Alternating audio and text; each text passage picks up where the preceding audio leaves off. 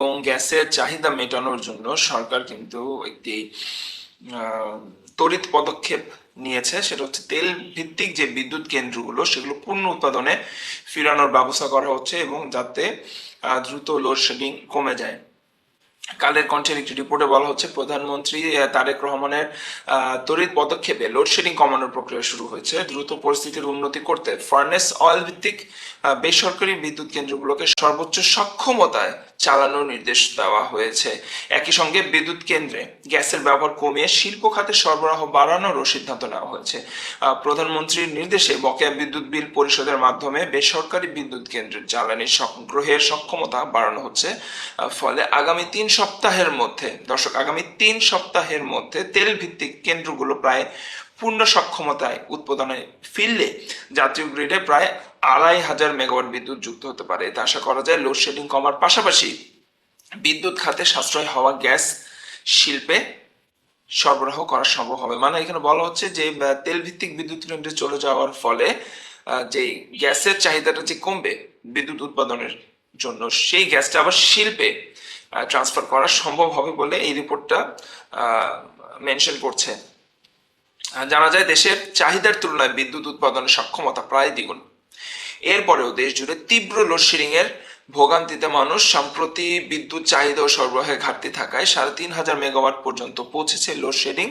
গ্রাম ছাড়িয়ে লোডশেডিং এর তীব্রতা এখন শহরেও এসে থেকেছে। রিসেন্টলি কোনো একটা ইনসিডেন্টের কারণে আসলে আমাদের এই যে ক্রাইসিসটা, শিল্প কলকারখানায় কিন্তু গ্যাস পৌঁছাচ্ছে না, অলমোস্ট পৌঁছাচ্ছে না। ওনারা মালিকেরা কমপ্লেন করছেন যে ওনারা গ্যাসের জন্য ওনাদের ফ্যাক্টরি বন্ধ করে ফেলতে হচ্ছে। তো যাই হোক, এই ক্ষেত্রে আমাদের মনে হয় যে এরকম একটা ডিসিশন, এরকম একটা সময় উপযোগী ডিসিশন কিন্তু আমাদের যে চাপগুলো, বিদ্যুতের উপর চাপ এবং গ্যাসের উপর চাপ, এটা কিন্তু কমিয়ে আনতে সক্ষম হবে।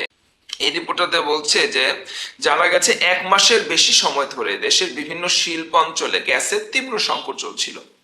ওকে, গত 21 জুলাই মহেশখালীতে জাহাজ থেকে জাহাজে এলএনজি স্থানান্তরের সময় অগ্নিকাণ্ডে এক্সিলারেটেড টার্মিনাল ক্ষতিগ্রস্ত হয়। এর ফলে জাতীয় গ্রিডে দৈনিক প্রায় 450 মিলিয়ন ঘনফুট গ্যাস সরবরাহ কমে যায়। পরে সরকার দ্রুত প্রয়োজনীয় খুচরা যন্ত্রাংশ আমদানি করে টার্মিনালটি মেরামতের উদ্যোগ নেয়। মেরামত শেষে টার্মিনালটি আংশিকভাবে গ্যাস সরবরাহ শুরু করলেও এলএনজি মজুদ শেষ হয়ে যাওয়ায় গত সপ্তাহে আবারও সরবরাহ বন্ধ হয়ে যায়। গত শনিবার থেকে এই দুটি এলএনজি টার্মিনাল থেকে গ্যাস সরবরাহ শুরু হওয়ায় গ্যাস সরবরাহ পরিস্থিতির উন্নতি হচ্ছে। মানে এই রিপোর্ট অনুযায়ী গ্যাস সরবরাহের যে পরিস্থিতি সেটাও উন্নতির পথে। গত শনিবার থেকে দুটি যে টার্মিনাল, এলএনজি টার্মিনাল, সেখান থেকে গ্যাস সরবরাহ শুরু হয়েছে।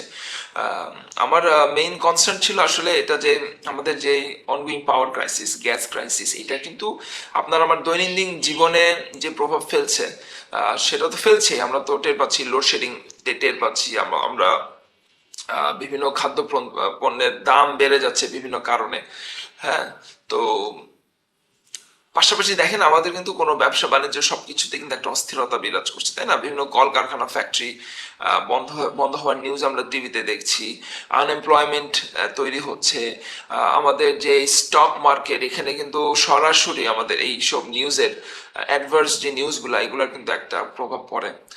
তো আমি আশা করছি যে এই পদক্ষেপগুলোর জন্য দ্রুত বাস্তবায়ন করা হয় এবং দেশের সামগ্রিক পরিস্থিতির যেন একটা আশু সমাধান হয়, একটা দ্রুত যেন পরিস্থিতির উন্নতি হয়, যাতে আমাদের যে বিনিয়োগকারী ভাইয়েরা আছে তারা যেন তাদের পুঁজি বাঁচাতে পারে এবং স্টক মার্কেটে যেন এটার একটা প্রভাব, পজিটিভ একটা এফেক্ট পড়ে।